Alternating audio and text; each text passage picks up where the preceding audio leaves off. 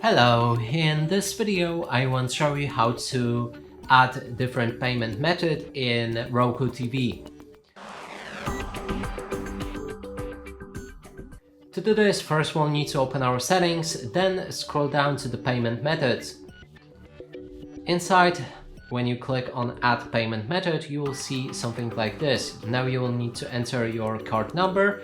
Next step is expiration month, expiration